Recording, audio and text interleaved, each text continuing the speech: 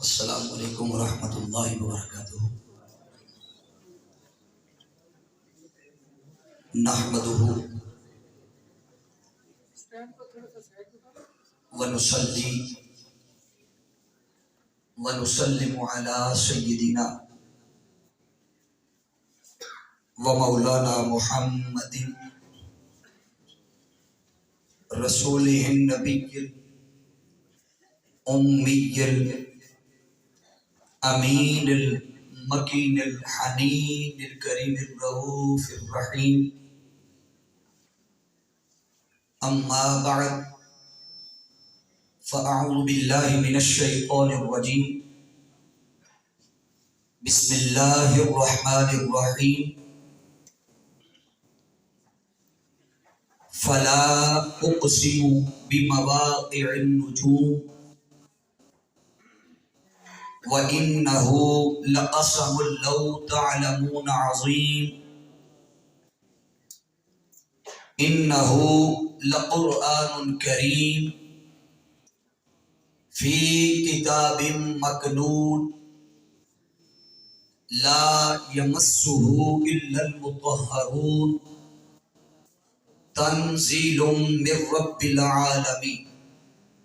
صدق الله مولانا العظيم۔ لي خمسة أطفي بها حر الوباء الحاطمة، المصطفى والمرتضى وابناهما والفاطمة، مولاي صل وسلم دائما أبدا على حبيبك خير الخلق كلهم، إن الله وملائكته يصلون على النبي یا ایھا الذین آمنوا صلوا علیہ وسلموا تسلیما۔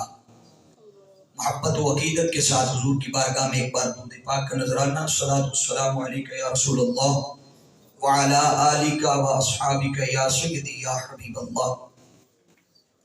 واجب الاحترام معزز و محتشم علماء کرام،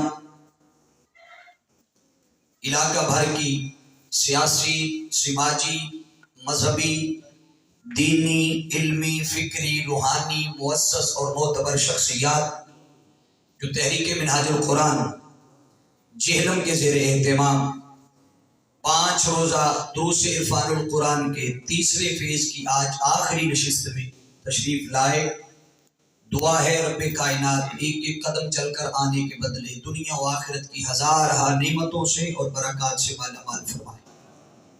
کثیر تعداد میں میری مائیں، بہنیں اور بیٹیاں بھی اس درس قرآن کی نشست میں آئیں، آپ کے لیے بھی ڈھیروں دعائیں، اللہ رب العزت آپ کو بھی برکات نصیب فرمائے۔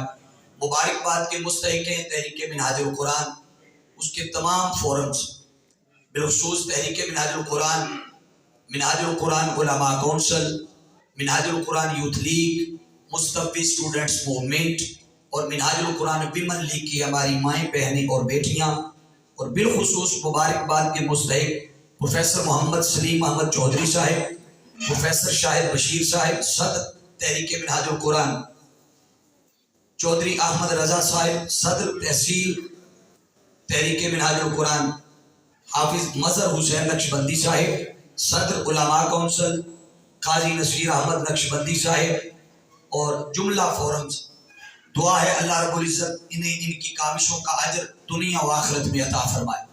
سامعین محترم، چونکہ اس موقع پر ہمارے پاس بڑا محدود وقت ہے تو میں بلا تمہید اپنی گفتگو کی طرف بڑھوں گا۔ مہمان آتے جاتے رہیں گے، انتظامیہ انہیں ویلکم بھی کرے گی، بٹھاتی بھی جائے گی، آپ احباب کا دھیان ایک ایک جملے پر رہے۔ میرا مضمون آپ احباب کے علم میں ہے کہ عظمت قرآن ہے۔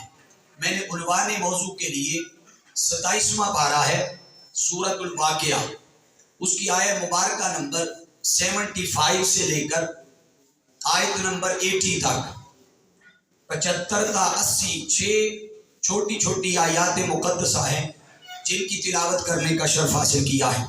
اللہ رب العزت نے ارشاد فرمایا، فلا اقسم بمواقع النجوم، کہ مجھے قسم ہے ان جگہوں کی جہاں جہاں قرآن کے مختلف حصے اترتے رہے ہیں.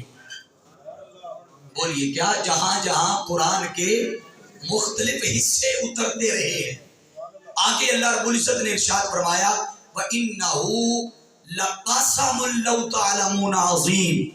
اور اگر تم جان سکو، اگر پہچان سکو، اگر معرفت پا سکو تو یہ جو میں نے قسم اٹھائی ہے ان جگہوں کی جہاں قرآن اتر رہا ہے، فرمایا یہ قسم بڑی عظیم قسم ہے.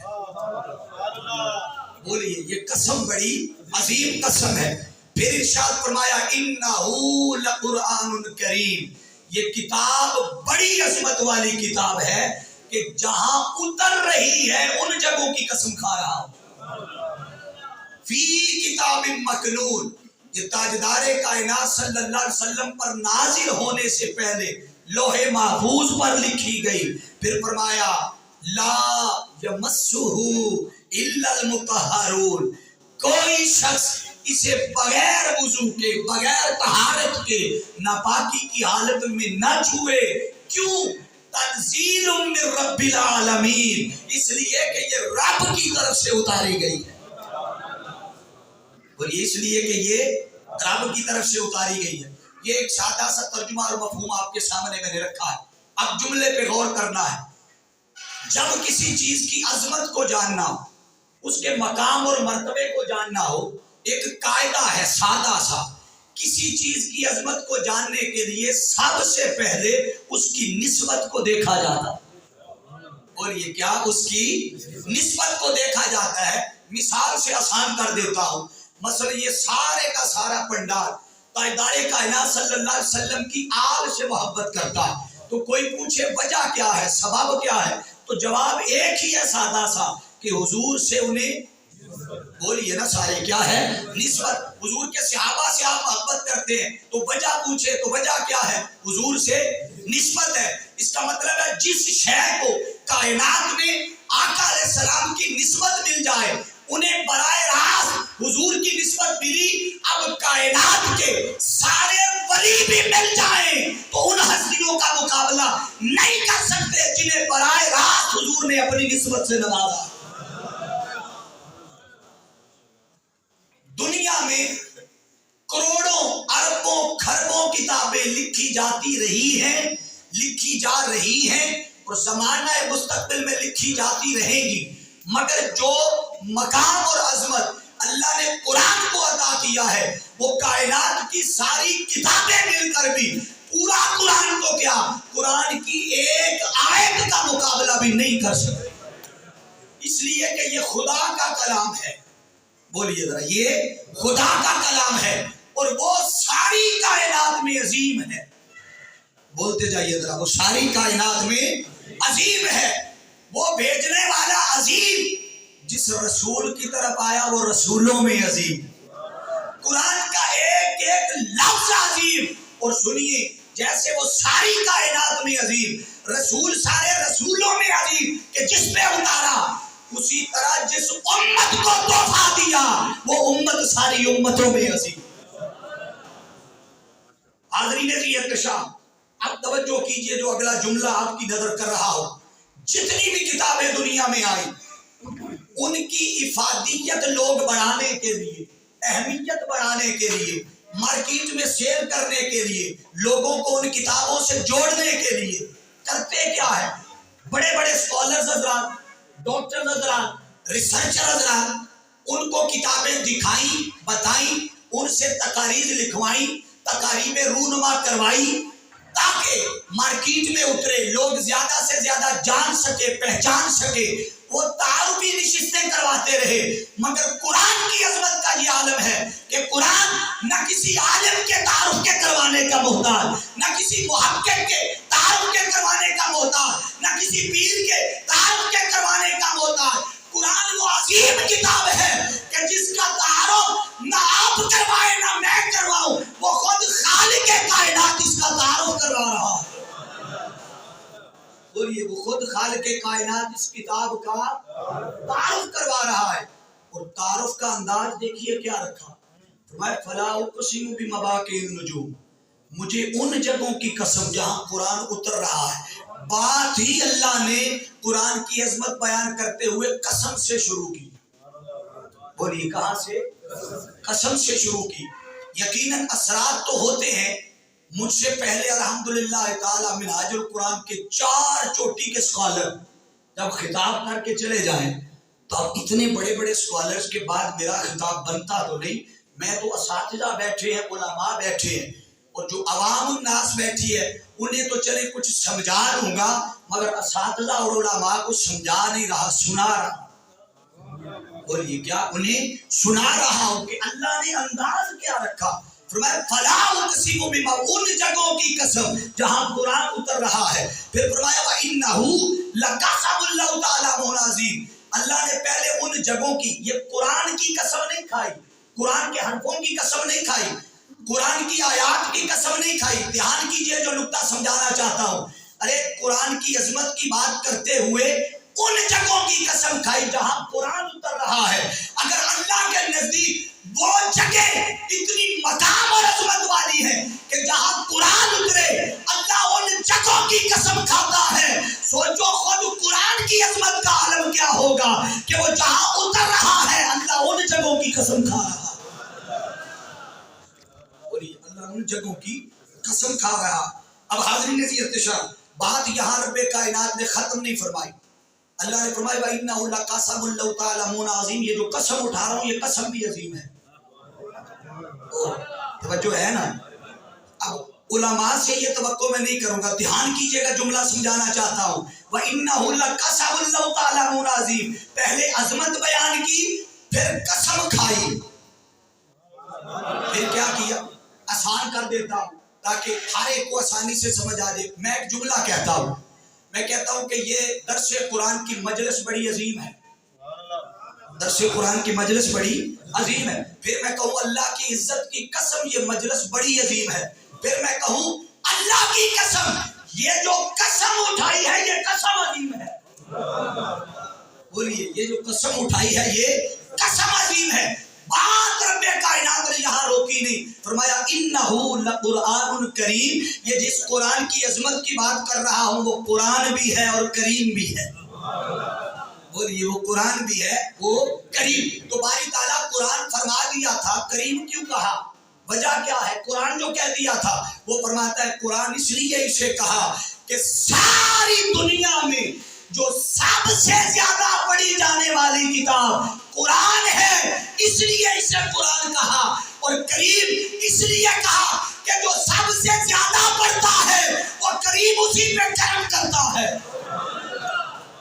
جو قرآن سب سے بولیے زیادہ اونچا بولیے. آپ ذرا, میں مزاج اور طبیعت کا الگ ہوں تھوڑا سا, ہاتھ اٹھا کے آپ نے ذرا جواب دینا ہے. وہ کریم اسی پہ بولیے, جس پہ ہوتا ہے وہ بولے گا. وہ کرم, وہ کریم اسی پہ کرم کرتا ہے.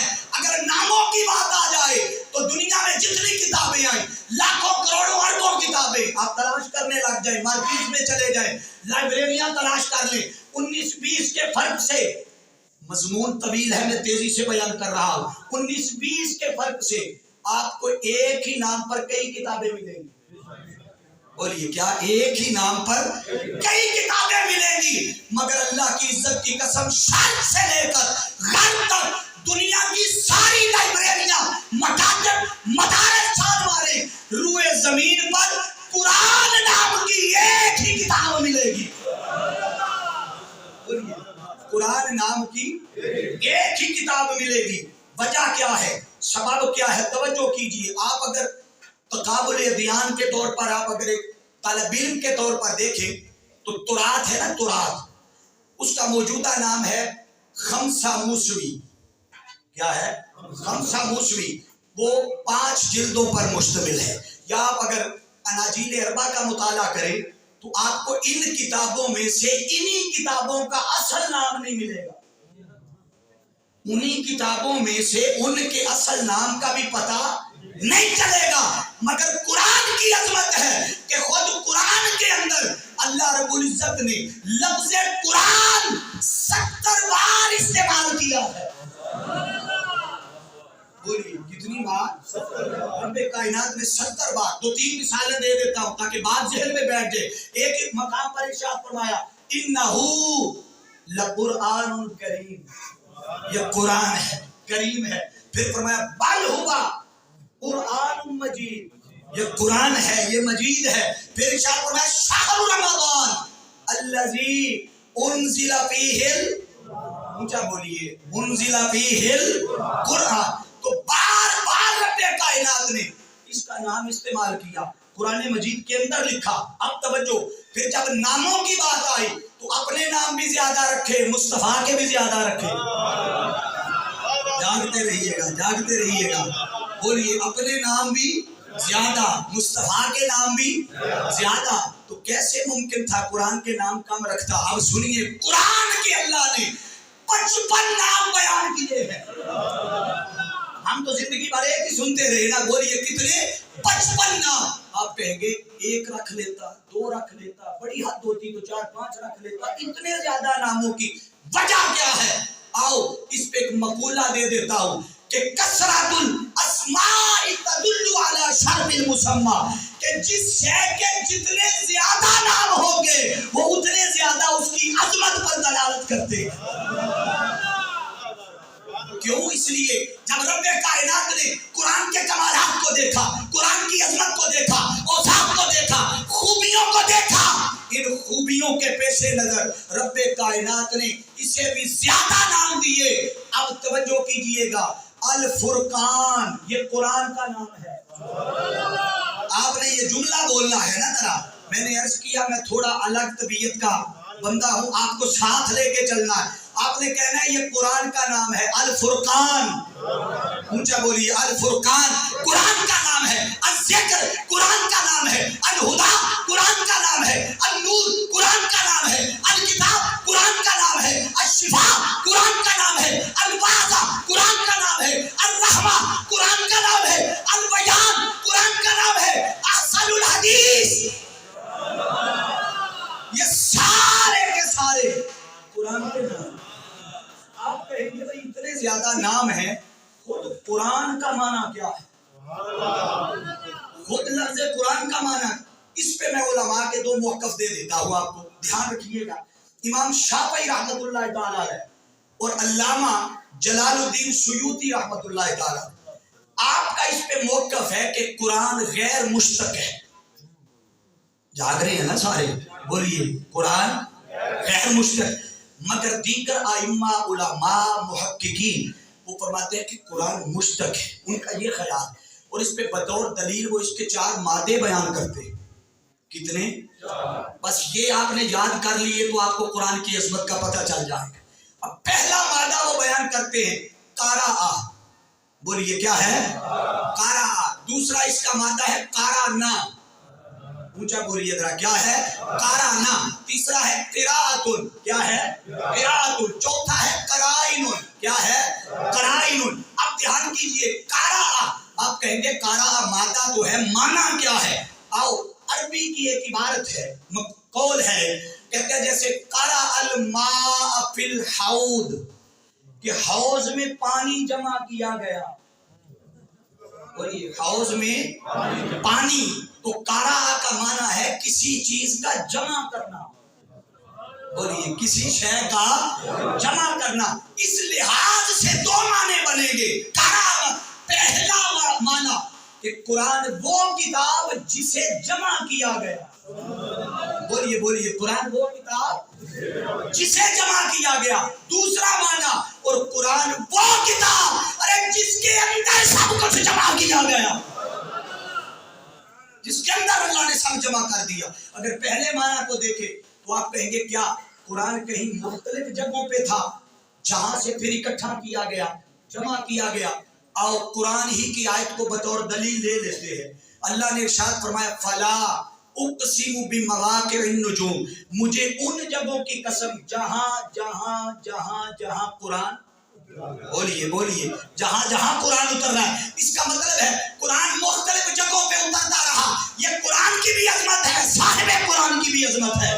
کبھی ایسا نہیں ہوا کہ میرے محبوب آج فلاں جگہ پہ رکے رہنا، قرآن نے آنا ہے.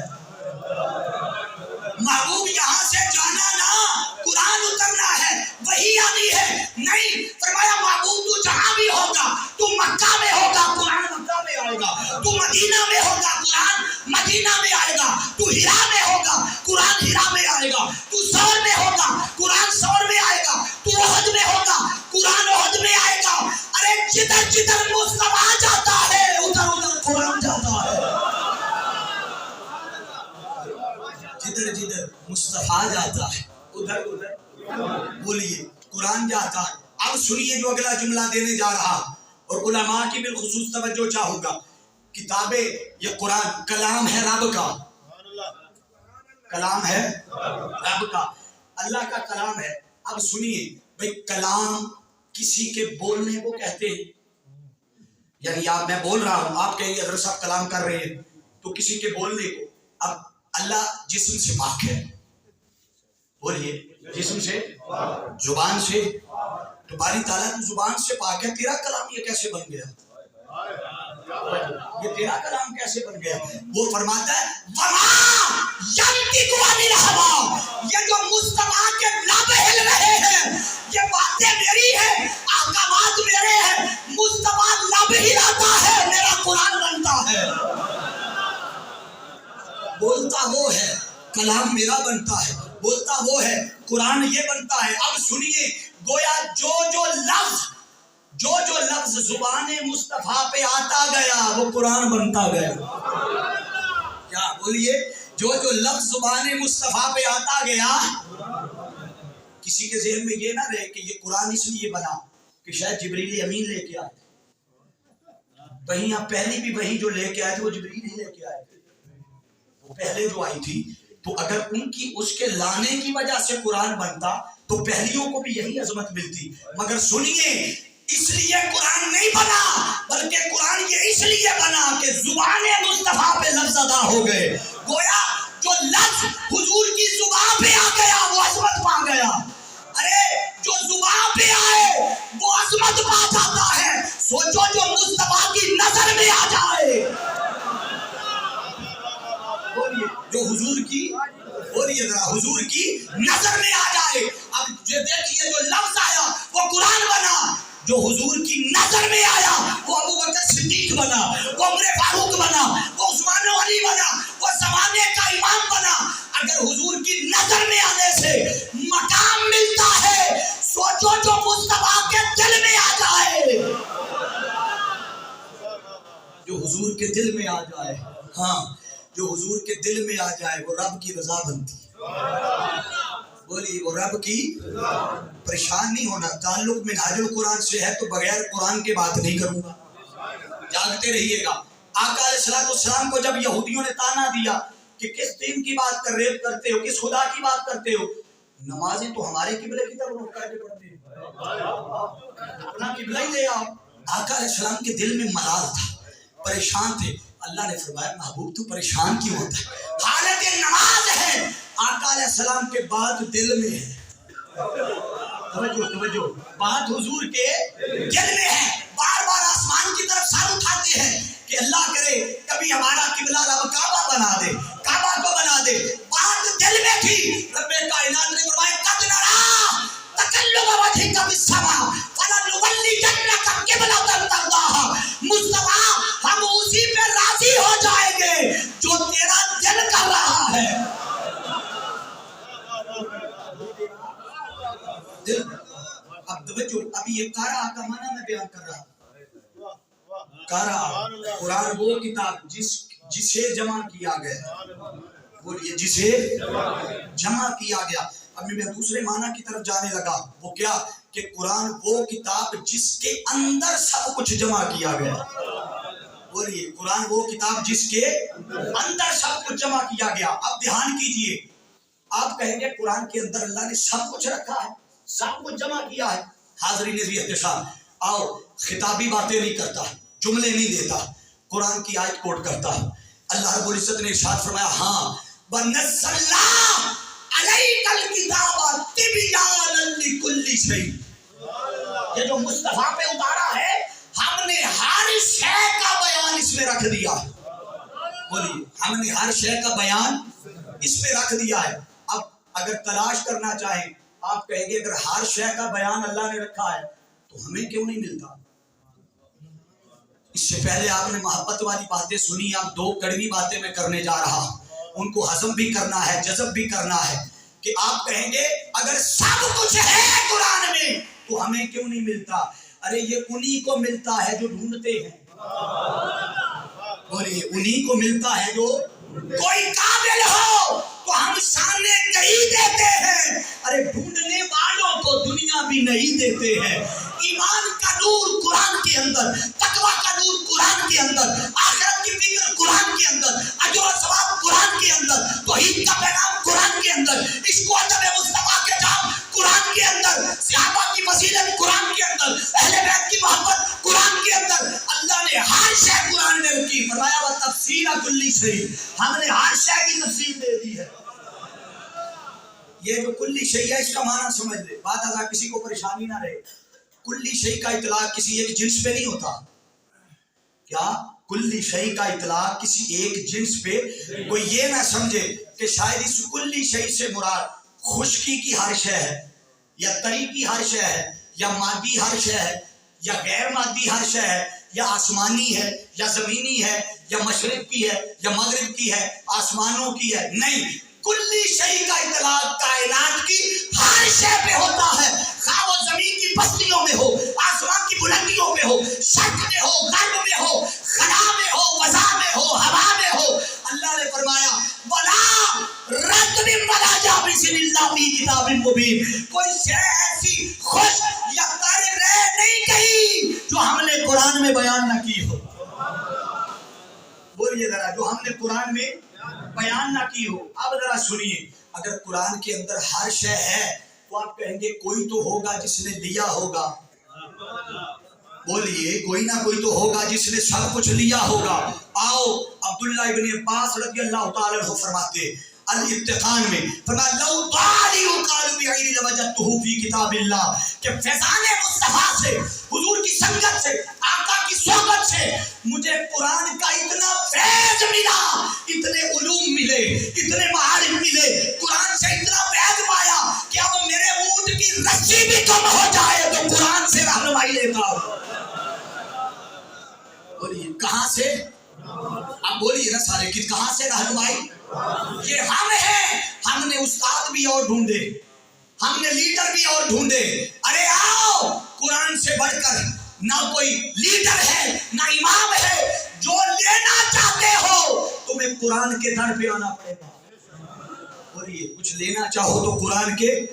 اب اس پہ آگے امام شافعی ایک دعویٰ کرتے، دھیان ہے سب کا، چلو تو جگان واسطے سجا چاہ کے سبحان اللہ کو ایک باری، ابھی آدھے ہاتھ نیچے ہیں، میں کیا کہوں آپ کو، دوبارہ نہیں کہوں گا، دایاں ہاتھ اٹھا کے پھر ایک بار کہہ دیں۔ امام شافعی رحمت اللہ تعالیٰ علیہ، آپ نے دعویٰ کیا، آپ فرماتے ہیں سلونی اما شئتم، فرمایا اخبرکم انہ فی کتاب اللہ، لوگوں مجھ سے کسی شے کے بارے میں پوچھو میں تمہیں جواب قرآن سے دوں گا۔ بولیے جواب قرآن سے۔ اگر امام شافعی کے علم کا یہ عالم ہے کہ وہ ہر سوال کا جواب قرآن سے دیتے ہیں، سوچو اگر امام شافعی کے قرآن سے تعلق اور نسبت کا یہ عالم ہے، ارے اس ہستی کے علم کا عالم کیا ہوگا جنہیں باب العلم کہتے ہیں؟ بولیے جنہیں باب العلم کہتے ہیں، جن کے بارے میں سورۃ رعد آیت نمبر 42 اللہ نے فرمایا وَمَنْ عِنْدَهُ عِلْمُ الْكِتَابِ، رسول کی رسالت پر دوسرا وہ گواہ جس کے پاس قرآن کا سارا علم ہوگا، جس کے پاس قرآن کا سارا۔ اگر امام شافعی کے علم کا یہ عالم ہے، سوچو علی کے علم کا عالم کیا ہوگا۔ اگر علی کے علم کا عالم یہ ہے، اس محمد مصطفیٰ کی ذات کا عالم کیا ہوگا جس کے سینے پہ قرآن اترتا رہا ہے۔ اور یہ جس کے سینے پہ قرآن، آپ کہیں گے بھئی یہ تو زمانہ ماضی میں گزر گئی، جنہوں نے لینا تھا لے لیا، جنہوں نے حاصل کرنا تھا تھک تو نہیں گئے، آپ کو میں تھکنے نہیں دوں گا۔ توجہ، آپ کہیں گے زمانہ ماضی میں گزر گیا سب کچھ، اس دور میں کوئی ہے جو ہر سوال کا جواب قرآن سے دے؟ ارے ہاں ہے، یہ ہماری آنکھوں کا پردہ ہے جو دکھتا نہیں ہے۔ ہمیں نظر نہیں آتا، ورنہ اللہ کی عزت کی قسم آج کے زمانے میں جو ہر سوال کا جواب قرآن سے دے، اگر ڈھونڈنا چاہو تو مشکل نہیں ہے۔ آپ شرق سے لے کر غرب تک، آپ امریکہ سے لے کر کینیڈا تک، آسٹریلیا سے لے کر جاپان تک، بڑی بڑی یونیورسٹیز میں لوگوں نے، اسٹوڈنٹس نے، طلباء نے، انجینئرز نے شیخ الاسلام ڈاکٹر محمد طاہر القادری سے سوال کیے اور شرط رکھی جواب قرآن سے دینا۔ ادھر سے سوال کیے جاتے ہیں، ادھر سے جواب قرآن کی آیت پڑھ کے دیے جاتے ہیں۔ آج کے دور میں بھی ایسی ہستیاں موجود ہیں۔ دو تین مثالیں تیزی سے سنا دیتا ہوں کہ قرآن سے کیسے فیض لیا۔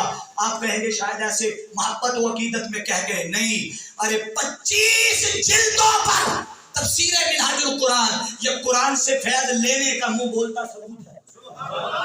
پھر سنیے حروف مقطعات کا قرآنی فلسفہ، تسمیات القرآن، فلسفہ تسمیہ، معرفت اسم اللہ اور لفظ اللہ کے تفسیری معارف، لفظ رب العالمین کی علمی و سائنسی تحقیق، معرفی آیت الکرسی، شان مصطفیٰ میں قرآنی قسمیں، کشف الغطاء، العرفان، التبیان، کنز الایمان کی بنی حیثیت، اور آج کے دور میں جو سب سے بڑا قرآن کے فیض کا موبائل امت کو دیا وہ قرآنی انسائکلوپیڈیا ہے۔ اور یہ کیا ہے؟ قرآنی انسائکلوپیڈیا۔ تو قرآن وہ کتاب، یہ دو معنی پورے ہوئے۔ قرآن وہ کتاب جسے جمع کیا گیا، دوسرا قرآن وہ کتاب جس کے ہونی ہے آلے بار میں کر کے تیار ہو۔ قرآن وہ کتاب جس کے اندر سب کچھ جمع کیا گیا، آپ کو گنوا بھی دیا ہے۔ اب دوسرا معنی ہے قارانہ۔ بولیے کیا ہے دوسرا مادہ؟ قارانہ۔ اب دھیان کیجئے گا ذرا، قارانہ اس کا معنی ہے اکٹھا کرنا، ملانا، ایک شے کو دوسری سے جوڑنا۔ جیسے کوئی شخص کہے قارن الشیء بالشیء، ایک شے کو دوسری کے ساتھ، بولیے ایک شے کو دوسری کے ساتھ ملا دیا، جوڑ دیا۔ حاضرین ذی احتشام، اس پہ امام فخر الدین رازی رحمۃ اللہ تعالیٰ ہے، آپ امام سفیان ثوری کا قول نقل کرتے ہیں۔ آپ فرماتے ہیں کہ رب کائنات نے قرآن کو قرآن اس لیے کہا کہ اس کے جب لفظوں کو لفظوں سے جوڑا تو جملے بنے، جملوں کو جوڑا تو آیات بنی، کلمات بنے، پھر رکوع بنے، پھر 30 پارے بنے۔ دھیان میری طرف، مہمانوں نے آتے جاتے رہنا ہے۔ وہ لفظوں کو لفظوں سے ملاتا رہا، جملے بنتے رہے، جملے جملوں سے ملے، کلمات بنے، کلمات کلمات سے ملی، آیات بنی، پھر آیات کو اکٹھا کیا، رکوع بنے، رکوعوں کو اکٹھا کیا تو پارے بنے۔ ارے جب 30 پاروں کو اکٹھا کیا 114 صورتیں بنی، ادھر کلمات کلمات سے ملتے گئے تو سپارے بنتے گئے، رکوع بنتے گئے۔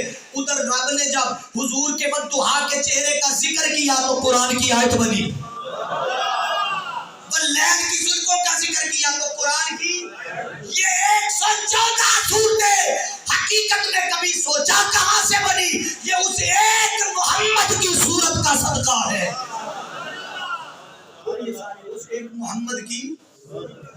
ایک محمد کی صورت کا صدقہ ہے۔ اور حاضرین ذی احتشام، اب تھوڑا سا میں روٹین سے ہٹ کے، اس سے پہلے آپ کو یہ رنگ نہیں ملا ہوگا، اس سے پہلے آپ چاروں خطابات قادری رنگ میں سنتے آئے۔ آج چونکہ میرے میزبان چشتی تھے رات، تو میں چاہتا ہوں کہ تھوڑا سا ان کو بھی اپریشیٹ کیا جائے، تو تھوڑا سا بس ایسی ہلکا سا، جیسے آپ دانا چکھتے ہیں نا، جب اسی شے کی تائید کہ اس ایک محمد کی صورت کا صدقہ 114 صورتیں پیر مہر علی نے جب تذکرہ کیا، سنا بھی چشتیوں کو رہا ہوں اور سنا بھی چشتی کا ہی رہا ہوں۔ آپ فرماتے ہیں اس صورت نو، آپ نہیں سنیں گے تو میں نہیں سنوں گا، زبردستی شعر نہیں سنا تھا۔ اس صورت نو میں جانا تھا، اس صورت نو میں جانا تھا، جانا کا تے جان جہانا تھا، سچ آقا تیرا بے میں شانا تھا، سچ آقا تیرا بے میں شانا تھا، جس شان کو شان سب نے من الارتشام. تیسرا مادہ قراءت. اب توجہ کیجئے، قراءت کا معنی ہے پڑھنا. بولیے، دو مادے پہلے بیان کیے. پہلا تھا قارا، ایک بار تو رکھ دیو ذرا، کیا تھا؟ دوسرا تھا قارانا. بولیے کیا ہے؟ قارانا. تیسرا ہے قراءت. بولیے کیا ہے؟ قراءت. قراءت کا معنی ہے پڑھنا، اور بہت زیادہ اگر فعلان کے وزن پہ ہے تو مبالغہ کا معنی دیتا ہے. کس کا؟ مبالغہ کہتے ہیں بڑھا کر بیان کرنا. ابھی اگر یہاں چلیں، مجھے پروفیسر شاہد صاحب تشریف فرمایا، میں کہوں نا یہ بہت علمی شخصیت ہے، تقوی والی ہے، سخاوت والی ہے، عدل والی ہے، یہ کہ حضرت صاحب محبت اپنی جگہ پہ مگر مبالغہ نہ کریں. ایک مثال دی ہے سمجھانے کے لیے، مگر مبالغہ یعنی کسی چیز کو بڑھا کر بیان کرنا. تو جب یہ فعلان کے وزن پہ آئے تو یہ مبالغہ کا معنی پھر کیا معنی بنے گا کہ قرآن وہ کتاب ہے جو سب سے زیادہ پڑھی جانے والی ہے. کوئی کتاب دلچسپ سے دلچسپ کتاب لا کے گھر رکھ لے، مہنگی سے مہنگی کتاب لا کے رکھے، گھنٹہ پڑھیں گے، 2 گھنٹے پڑھیں گے، 4 گھنٹے پڑھیں گے، 1 دن پڑھیں گے، 2 دن پڑھیں گے، آخر اکتا جائیں گے، تھک جائیں گے، رکھ دیں گے. مگر قرآن کی جب بات آتی ہے، بولیے جب قرآن کی بات آتی ہے تو قرآن کو کھول کے پڑھتے جاؤ. ارے جیسے جیسے بندہ قرآن پڑھتا جاتا ہے رب کی رحمتیں اترتی جاتی ہے. بندہ قرآن پڑھتا جاتا ہے، عظمتیں ملتی جاتی ہے. قرآن پڑھتا جاتا ہے، مصیبتیں ٹلتی جاتی ہے. قرآن پڑھتا جاتا ہے، بیماریاں بھاگتی جاتی ہے. ارے یہ آج بدقسمتی ہماری، ہم نے قرآن کی اصل فکر کو چھوڑ دیا اور ہم نے قرآن کو صرف 2 کاموں کے لیے رکھ لیا. محبت والے تو جملے سن لیے ہیں نا، اب تھوڑے سے کڑوے سننا ہے. 2 کاموں کے لیے قرآن کو رکھا. قرآن کی اصل کو بھول گئے، قرآن کی فکر کو بھول گئے. ارے قرآن تو وہ تھا جس نے آپ کے اندر انقلاب لانا تھا. بولیے، جس نے آپ کے اندر انقلاب لانا تھا. جب سے قرآن چھوڑا، جہاں لائن میں لگنا چاہیے تھا وہاں سے جب اپنا ناتا توڑا تو جہاں نہیں لگنا چاہیے تھا اللہ نے وہاں لائن میں لگا دیا. آ جاؤ لگتے پھرو.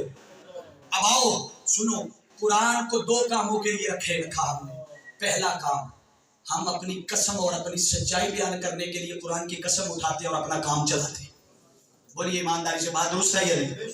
اگر کوئی نہیں مانے گا تو ہائی کورٹ کے باہر لے جاؤں گا، پھر آپ کو وہاں قسمیں اٹھانے والے بندے بھی مل جائیں گے. تو ہم نے قرآن کو صرف اس مقصد کے لیے سنبھال کے رکھا. دوسرا کام، اب یہ بالخصوص حصہ میں اپنی بہنوں اور بیٹیوں کو متوجہ کر رہا. دوسرا کام، جب گھروں سے بیٹیاں رخصت کرتے تو ان کے سر پہ قرآن کا سایہ کرتے. یہ کام اور عمل بڑا اچھا ہے.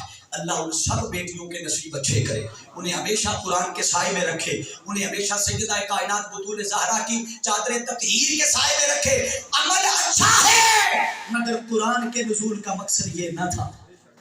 بولیے، قرآن کے نزول کا مقصد یہ نہ تھا. ارے درس قرآن گر ہم نے نہ بلایا ہوتا، یہ زمانہ نہ زمانے نے دکھایا ہوتا. وہ مؤذن سے زمانے میں مسلمان ہو کر اور ہم خار ہوئے تارک قرآن. آؤ قرآن سے اپنا ٹوٹا ہوا تعلق دوبارہ جوڑ لو. یہی تحریک منہاج القرآن کی فکر ہے. چوتھا مادہ ہے، آسان ہے اور میں ریپیٹ نہیں کرواؤں گا، وقت بچا رہا ہوں. القرائن، یہ قرینہ کی جمع ہے اور قرینہ نشانی کو کہتے ہیں. کس کو؟ دلیل کو.